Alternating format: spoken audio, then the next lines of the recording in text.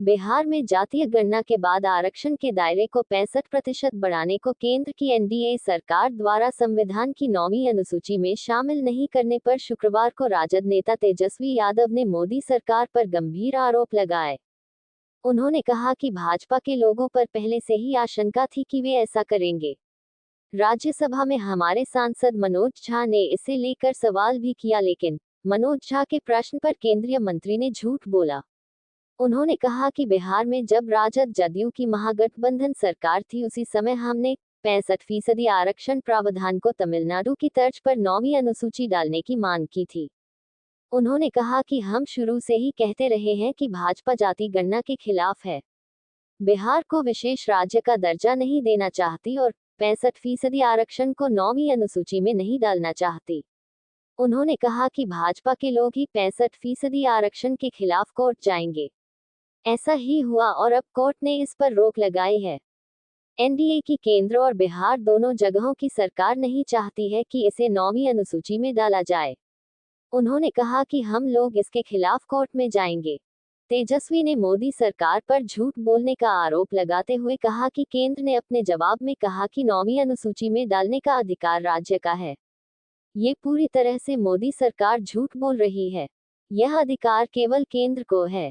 उन्होंने बिहार के मुख्यमंत्री नीतीश कुमार को निशाने पर लेते हुए कहा कि चाहे नीतीश हो या जदयू, सबके मुंह में दही जमा है। इनकी नीयत ही नहीं है कि 9वीं अनुसूची में इसे डालें। पिछड़े, अति पिछड़े, SC/ST के हित में ये काम ही नहीं करना चाहते। उन्होंने सीएम नीतीश की चुप्पी पर सवाल उठाते हुए कहा कि नीतीश फेल हो चुके हैं, या तो उनकी बात को कोई सुन नहीं रहा है। इतना ही नहीं, बिहार से एनडीए को वोट चाहिए लेकिन बिहार को विशेष राज्य का दर्जा नहीं देंगे, विशेष पैकेज नहीं देंगे। इतना ही नहीं, बजट में पुरानी योजनाओं को ही बिहार के नाम से जारी होने को बताया गया।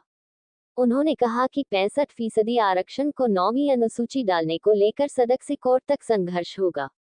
अगले सोमवार को इसे लेकर कोर्ट में याचिका दायर की जाएगी। वहीं तेजस्वी ने अनुसूचित जाति जनजाति के वर्गीकरण का भी विरोध किया है। तेजस्वी ने कहा कि यह पूरी तरह से SC/ST के हक के खिलाफ है। इसमें क्रीमी लेयर का कोई मामला बनता ही नहीं है। उन्होंने कहा कि यह संविधान की मूल भावना के खिलाफ है। उन्होंने कहा कि केंद्र सरकार अध्यादेश लाकर विसंगतियों को दूर करे। और ये निर्णय 1932 के पुनः पैक्ट और संविधान के मूल भावनाओं के खिलाफ हम लोग इसको मानते हैं। ये साफ बात है। आरक्षण जो दलितों को, आदिवासियों को जो दिया गया था, इसमें क्रीमी लेयर का क्या मामला है? इसमें आर्थिक तौर पे तो था ही नहीं। बाबा साहब अम्बेडकर ने इसलिए आरक्षण दिया था जो सदियों से या अभी भी जो भेदभाव, ऊंच नीच, छुआछूत, जो डिस्क्रिमिनेशन जो चल रहा था उसको पाटने के लिए ये आरक्षण है। तो इसको तो आर्थिक तौर पे ये आया कहां से मामला? तो ये पूरी तरीके से हम लोग जो है इसके पक्ष में नहीं है। वर्गीकरण को लेकर के ये आर्थिक तौर पे नहीं है। अगर आर्थिक तौर पे ही आपको न्याय दिलाना है तो आप नौकरी दीजिए सबको। क्यों नहीं देते नौकरी? नौकरी की बात क्यों नहीं करते? कितने लैंडलॉर्ड हैं, कितने कम परसेंट, कितना लैंड किसके पास है? ये सबके पास है। आंकड़ा सबके सामने सार्वजनिक है, डिस्ट्रीब्यूट कर दो। लेकिन आज भी ऐसा देखा गया है, हम लोग देखते हैं कि दलितों की किस तरह से पिटाई की जाती है। जब शादी में घोड़े पे बैठा, घोड़ी पे नहीं बैठने दिया जाता, पूजा पाठ नहीं करने दिया जाता। दलितों और आदिवासियों को तो छोड़ो, अखिलेश यादव जी मंदिर जाते उसको भी धोया जाता है। जीतन राम मांझी यहाँ मंदिर गए तो उसको धोया गया। तो ये जो भेदभाव, ऊंच नीच, छुआछूत,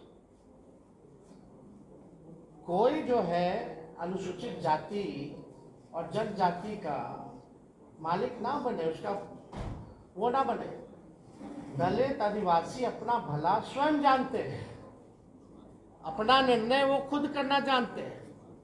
इसलिए हम लोग पूरी तरीके से जो है केंद्र सरकार से हम चाहते हैं कि अध्यादेश ला करके जो विसंगति है उसको दूर किया जाए इस मामले में। और इसमें क्यों नहीं अध्यादेश लाया जा सकता? जब केंद्र सरकार SC/ST एक्ट को लेकर के अध्यादेश ला सकती है, तो इस मामले में अध्यादेश क्यों नहीं लाया जा रहा? तो हम लोग तो चाहेंगे कि NDA की जो सरकार है इसमें अध्यादेश ला करके विसंगतियों को जो है दूर किया जाए।